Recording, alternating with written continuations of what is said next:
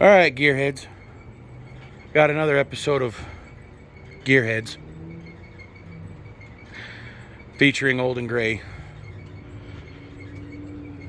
And I might actually be putting this up on Square Body Nation and maybe see if I can get some of you squareheads out there to, maybe come over to my channel and stuff. I know it's been a few months since I posted, and my last couple of posts have been about my new job.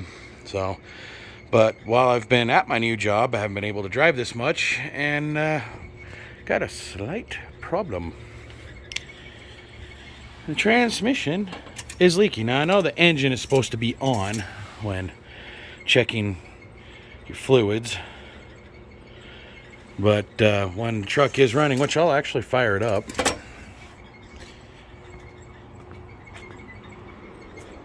Let you guys hear this thing. I haven't actually posted any pictures or videos of this anyway on Square Body Nation, so maybe this will be the first. And yes, that is a duct taped dash.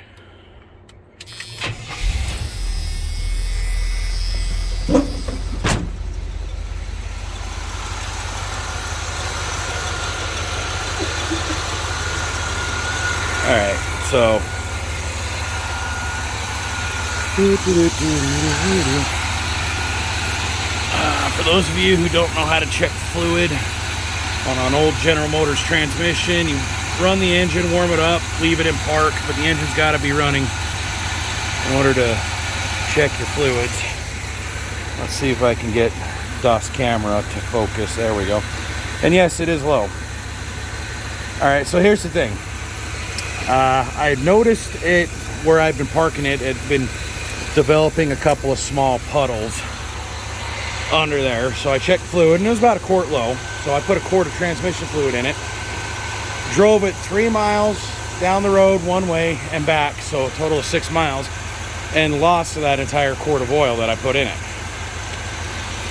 Upon closer inspection, I'm going to actually shut the truck off. Yes, it does have a stock exhaust, so it is kind of quiet, but I'm going to shut it off. I'm sorry about my shitty camera work. I still haven't gotten a decent camera. And I know it's going to be a little dark under here as it is evening time, but I do have a 205 transfer case. But look, I've got all sorts of moisture right there, all sorts of moisture around here, and looking right there on that muffler versus that one. All right, the drive shaft is all soaked, and then when I discovered what was going on, my entire backing plates on both the passenger side right here and the driver's side, which I'll try to get a shot because I'm on the driver's side, were soaked. The rear end was completely soaked and dripping. I mean, I was leaving puddles on the back. The tires were soaked, and I was actually leaving puddles of ATF on the back sides of both tires. So it has since dripped by then. But a couple weeks ago, I was in town, and I pulled the truck into the driveway, and right here on the back of the transfer case, the night I discovered this, I noticed a steady stream.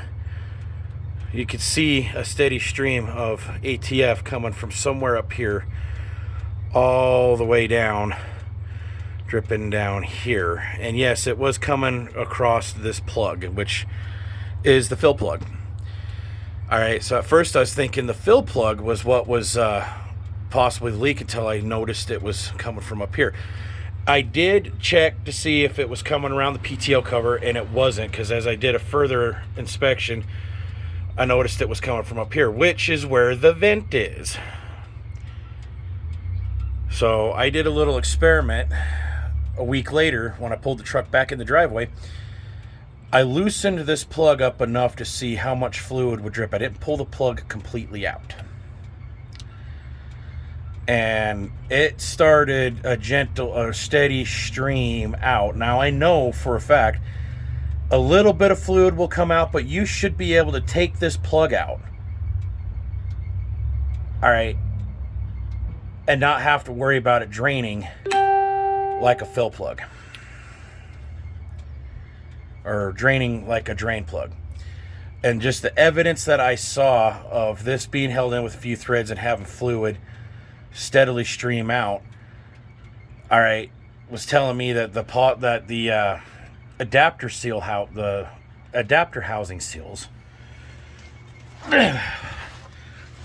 in this guy right here, all right, is what's bad. Now, there is a couple of videos on YouTube kind of talking about this, but the one video that really has a detail on it, I can't remember where it's at. To save my life, I'd have to go back and look it up.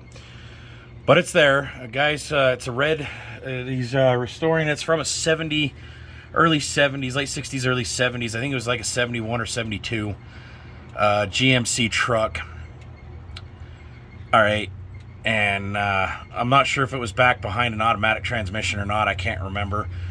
But he did show replacing two metal clad seals very similar to that guy right there, without the dust cover. This little dust part, kind of like a axle hub seal, like you'd see on the front. It's got the metal ring around it that's a press fit in, and then it's got the little rubber lip. All right, it's got two of those in there. One on the front side, on the transmission side, one on the back side, on the transfer case side. And the adapter sleeve that splines the transfer case to the transmission is what seals on that. And then the transfer case itself, having an O-ring at the end of the input, which is right behind this housing here, was what was shown. I get a link to that video. I will put it in the description if I can figure that out. I'm still learning this whole YouTube thing here. It is a turbo 400 transmission. The other things that I've been noticing, yes, I know the oil pan's dented, is right here where the vacuum modulator is. You can see a lot of evidence of fluid dripping, but also right in that same general area also happens to be where the dipstick tube is. The dipstick tube does not have the bracket on it that bolts it to the bell housing, so it has a habit of rattling out. And I'm thinking that's where a lot of that moisture is coming from. Yes, could it be the vacuum modulator? Probably. I'm not going to say it isn't. But I'm going to try that route first, because that does have a habit of vibrating loose and leaking. So I'm going to try that first and see if that solves the leaking around here. That's going to be at a later date, because the local parts store, none of the parts stores had one. A factory one with the bracket, I had to order it. So that will be in tomorrow, but I won't be home tomorrow. I will be actually out on the road doing my job. For those of you who are watching the channel that haven't watched any of my update videos, I no longer work at the parts store. I do work as a long haul truck driver. Been back doing that now for about 10 months. So, but like I said, sorry about my shitty camera work, but we will. I will pause this, and I will be right back with all the tools and stuff that we're gonna use to check this, and I'm gonna verify before I make any conclusions as to what's going on first, and I want to do that on camera. So stay tuned. All right, so the tools you're gonna need to verify this particular problem is we'll worry about that in a minute. Is you will need some ATF if your transmission's low. In this case, a 3/8 drive ratchet, no sockets, some rags, a funnel to fill your transmission with, and to clean up around the area, and a drain pan. All right, so now we're back under the vehicle, and as you can tell, the fill plug is a inverted square 3/8, where the drain plug is a square. You just put a crescent wrench on, unless you have a square drive socket set, which I have never seen them, but I wouldn't doubt that they exist. So what we're going to do is we're going to loosen this. I'm going to show you what I was talking about. Now, yes, this broke loose fairly easy, because I've just had it loose already, just within the last few weeks. And the only distance this thing has ever moved was from the driveway back out to the street where I've been parking it. But when I'm going to show you how I figure, never mind that's squeaking. That's the swamp cooler here at my brother's house. See how that's starting to come out, and as I loosen it more's coming out. It's not supposed to do that. Only a little bit's supposed to come out, yes, but nothing like that. See? That indicates to me that that is over full.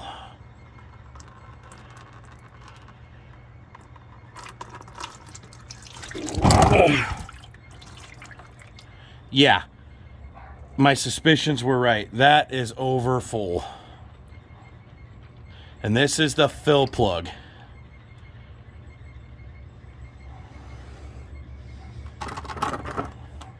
Yeah, I know, I just made a big mess. That is easily a couple of quarts of fluid.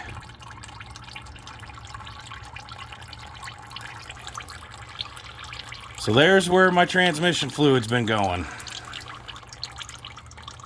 Because that is way, way, way over full.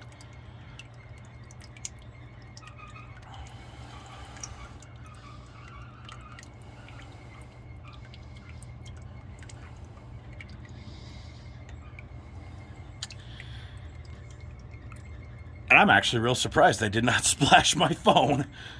Holy shit.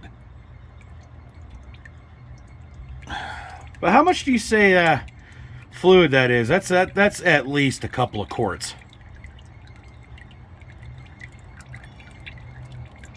And like I said, that's the fill plug. The drain plug is right there.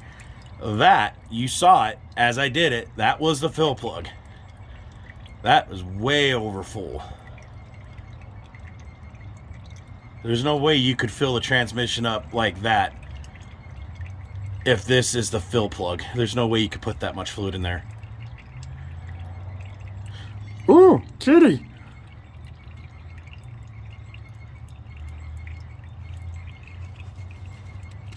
That is just wow. And that's what you're seeing right here.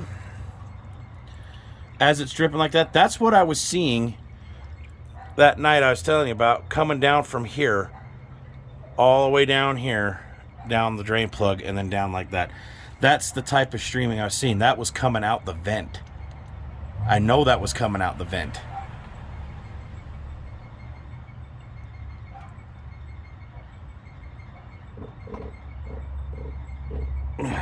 Yes, I just blew some wind.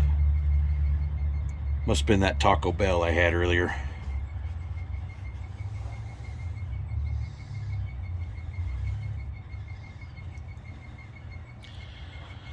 Yeah. Amazing, isn't it? So yeah, I am literally just going to sit here and watch this thing drip for a few seconds longer.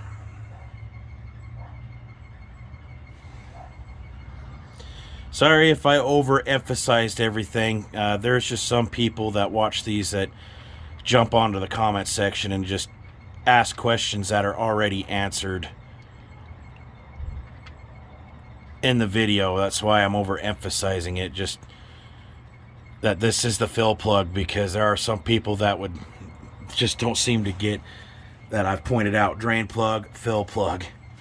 And there's no way in God's creation you could fill the transmission that full through this fill plug, and that's why they call it the fill plug. But there are those people that will jump right onto the comments and just say the darndest things. Those are comments I typically don't respond to, because all they're either doing is either trolling or trying to make themselves look smart. But hey, the rest of you want to go ahead and answer those people back. Be my guest. I'm not gonna waste my time with that. But I think that's about good. I probably should have left it drain a little bit more, but I know for a fact now I can drive it down the road to to my repair shop. And I know this is Gearheads, it's supposed to be a how-to channel, but at the moment I don't have the space. I technically really shouldn't have been doing this in the driveway here, and the reason being is because of, well, that. Alright, so as soon as I back this out, I am going to have to find a way to clean this up. But that's why I got this drain pan, is I wanted to test this for sure. I wasn't quite sure, but again, I showed you what I saw, and then I was going to pull this out and see how much fluid was in there, and that is a lot of over full fluid. Which means my transmission is pretty much changing its own oil, which means I'm pretty sure I'm going to have to rebuild or replace that sometime soon. Alright, as I've already put 2 quarts of fresh fluid in it. Or I'm about to put 2 quarts of fresh fluid in it, let's put it that way. So I know for a fact that's not long for this world. Because judging by how dark this fluid is, just trust me, this fluid is dark. Amazingly enough, it don't smell burnt. So that is actually one thing I could say, is it don't smell burned. Because if that's mostly fluid that's come from the transmission, and transmission fluid smells burnt, then there you go. But it don't smell burnt. So there might be still a bit of life left in that thing, but we'll find out. But there's your answer. Or there's my answer, at least. So if you guys are wondering, driving down the road, check transmission fluid, truck's not leaking yet, but you're losing fluid and can't figure out where, come back here and check your transfer case. And it's not just with the MP205. Any transfer case, Dana 300, 208, 203, 241, 260, 261, I mean all transfer cases. Ford, Chevy, Dodge, Jeep, imports.